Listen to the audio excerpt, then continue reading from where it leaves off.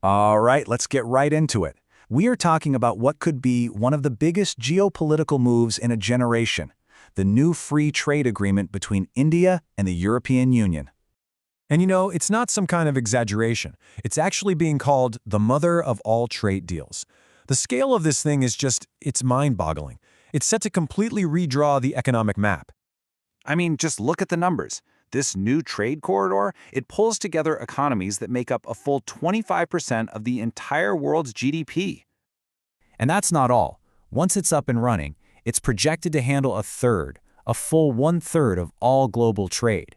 The sheer volume is just historic. But here's the thing.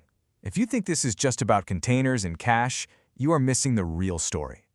To get why a deal this huge is happening, you have to look deeper. You have to ask why. And to understand that why, you really have to look at the state of the world right now. See, this agreement didn't just pop up out of nowhere. It is a direct answer to the incredible instability we're all living through. The world is getting hit with one crisis after another. As this quote puts it, our supply chains are breaking, some countries are throwing up walls, and they're starting to use trade as a weapon. This deal, it's meant to be the antidote to all of that chaos.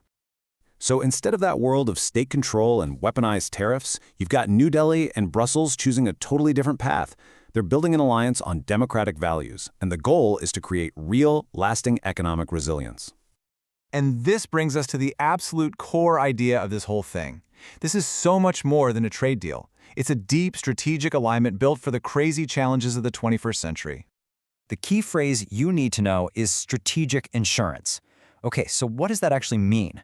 Well, in a world where a few, let's say, volatile superpowers call the shots, this pact creates a new, stable, democratic center of gravity.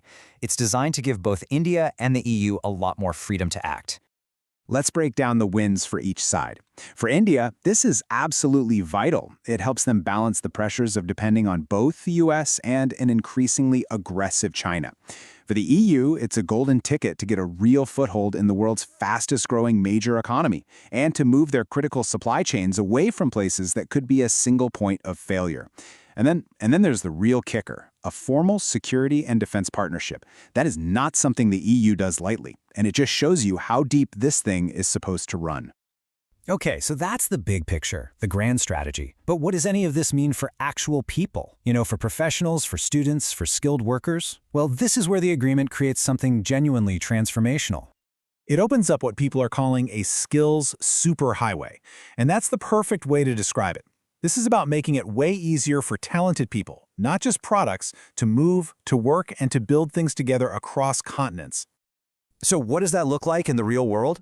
Well, India's incredible service sector gets predictable, long-term access to 144 different parts of the huge EU market.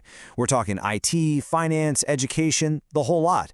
For Indian students in Europe, it's a game changer. It gives them the security of a guaranteed visa for at least 9 months after they graduate.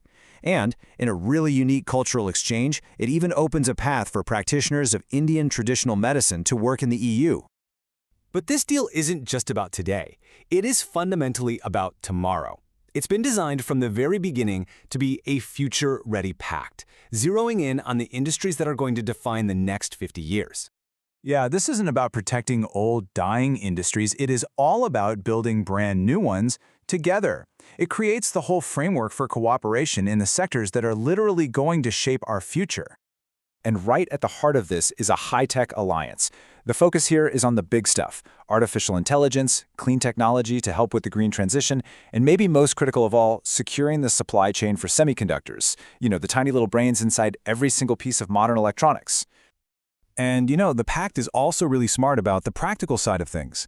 It gets that meeting the EU's tough climate goals can be a challenge, so it actually includes support to help Indian businesses, especially the smaller ones, comply with things like the carbon border tax, ensuring they don't get left behind.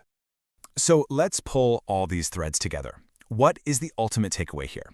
This whole agreement acts as a strategic anchor. It lifts the India-EU relationship from something that's just about transactions to a genuine strategic pillar of the new global order, one built on resilience, on autonomy, and on balance. Which leaves us with a really powerful question for the future. In a world full of trade wars and bullying, have India and the EU just handed us the blueprint for how democracies can team up to build a more stable world together?